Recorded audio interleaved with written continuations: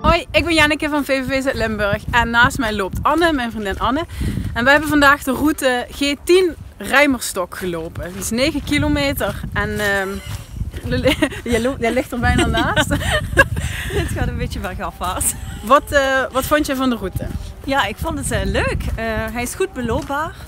Hij heeft echt een heel leuk stukje waar je een klein beetje moet klimmen, maar prima te doen. Ik zou wel aanraden je wandelschoenen mee te nemen, want als het even wat geregend heeft, dan is het een beetje pratje. Ja. Ja, het is niet heel handig voor rolstoelen. Nee. Maar eigenlijk is hij heel makkelijk. Ja. En heel groen en heel rustig. Heel, ja, echt heuvelland. Dus je kunt de route volgen via de blauwe paaltjes. En je kunt gratis parkeren in Rijmerstok bij Eetcafé Agening. Veel plezier! Doei! Hoi, hoi.